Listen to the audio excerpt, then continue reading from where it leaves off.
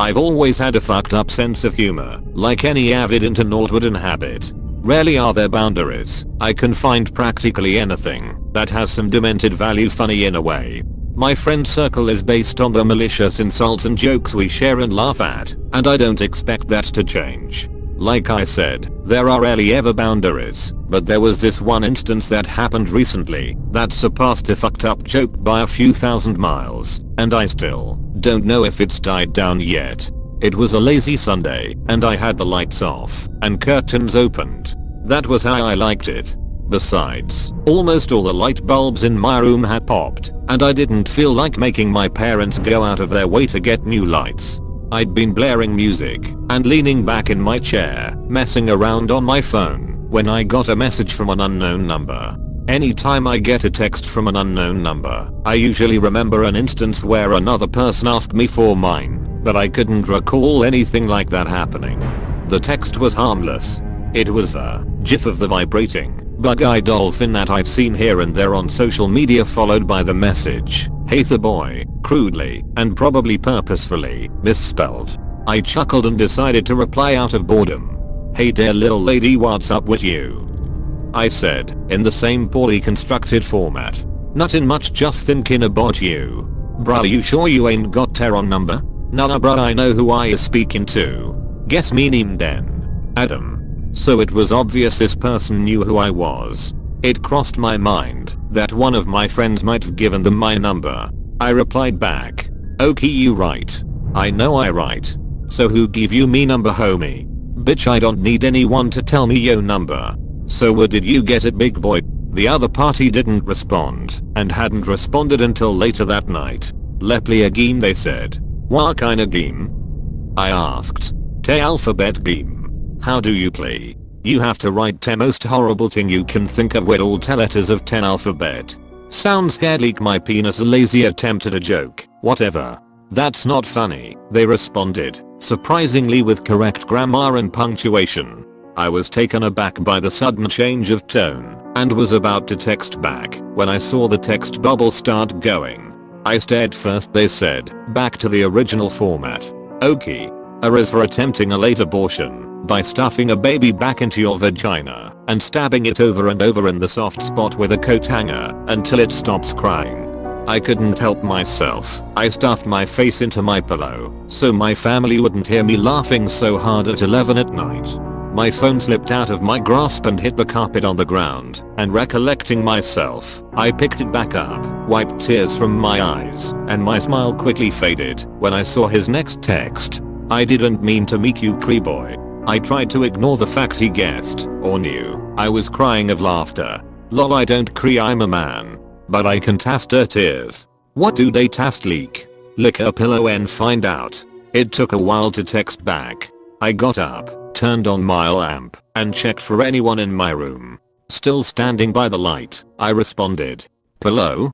Turn off that light, it's really bright out, hello." I looked over at my window and realized I hadn't shut the curtains yet.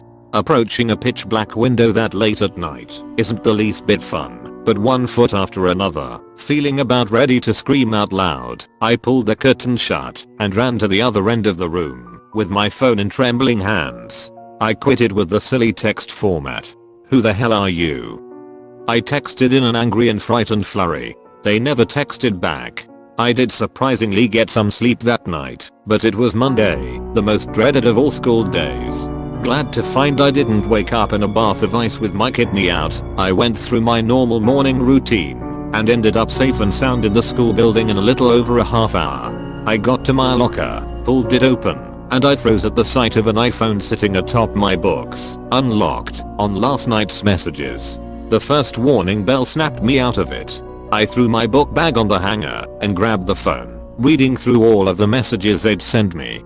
I looked around and found no suspicious persons in the commotion of people walking to first period, so the phone went in my pocket. I grabbed my books, shut my locker, and left the scene.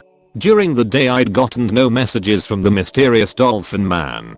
I dubbed him that because he texted me that evening from a different number with the same greeting of the vibrating dolphin, GIF, and the same "Hey the boy." The strange thing is, I got the message on the phone I'd found in my locker, rather than my original phone. I responded either way. I like your little present. Oh really? Do you want it back? PLZ boy, I have more where that came from. Can I ask you a question? Yes, I'd love to continue Tegim. That wasn't my question. My question was, who are you? C is for cornering a pregnant dog in an alleyway and stabbing her stomach, taking out all the unborn pups, and leaving them in unlocked houses at night. Where are you? You skipped a turn, so I started with C. Why are you texting me? That's how Tegim works. How do you know all this real-time information? If you keep asking questions, Adam, you won't make it to Z. I paused. Won't make it to Z? You mean finish his stupid fucking game? That was the least of my problems. I just wanted to know who this person was. What does making it to Z have to do with anything? It means you win. What do I win? What the fuck do I win? I'll tell you what you'll lose. What? Connect the dots, you stupid fuck. I started to get pissed. Death threats. Really? Who the fuck did this person think he was? It seemed he started to get pissed too, but as usual he was back to his 5-year-old texting format. Mayo, you said you leaked my last present, I left you a new one, open tech curtain boy. I refused to open the curtain. No fucking way that was happening. Open tef you can curtain right now. I still sat in my bed, biting my lip, and twitching my foot. You cunt, I will come in there and slit her own wrists if te first thing you do isn't you picking her ass up and open te goddamn curtain. I still refused to move, and that's when the fucking pounding started.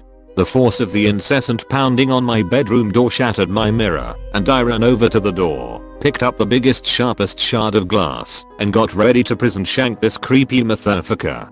I ripped open the door and there was another phone, sitting on the ground, face up, but this time the phone showed a picture of my window from the outside, and a blurry red object in the bottom left corner. I picked my head up and looked around the hallway outside my bedroom door, and then the loudest fucking noise I'd heard all night, besides the pounding, sounded right behind me. I turned around so quickly that the mirror shard sliced my thumb almost in half and fell onto the floor. I cringed and started trudging toward my newly busted window, careful not to give myself a new glass injury. The bitter winds of a January night blew the curtains and the tiniest shards of glass my way, and I stopped upon glancing at what had been sitting on my floor. A dog fetus, slimy and pulsating, was crudely tied around a small brick by twine. There was a note attached on the bottom, and I picked it up. You can't skip any more turns. Backquote boy, it read. I started realizing how much blood I was losing when it showed on the piece of paper. The note blew out of my hand as I made a beeline for the bathroom. I shut and locked the bathroom door, grabbed a towel, and started running the sink. The bleeding wasn't slowing, and I pressed the towel up against the wound, after soaking the towel in water. Some peroxide and anything else I could think of that would stop bleeding and infection later. I wrapped my thumb up in a few band-aids, and decided to call mom and dad. The dog fetus, the 2 phones, the note, any physical remnants of the Dolphin man were taken by the cops, and God knows what they're doing with them. The reason why I said I don't know if this has died down yet is number 1, we never finished the game. And number 2, last week, I found out about the Dolphin man's fucked up representation of his letter A in the woods near my house was a lady hanging from a tree, a baby, far past dead, on the ground below her. The police had done a search around my house after the incident, and so far that's the only thing they'd found. To ensure the safety of myself and others, I responded to the Dolphin man's texts from my own phone. D is for draining someone of all of their blood, sweetening it up, and using it in a punch bowl at a little kid's birthday party.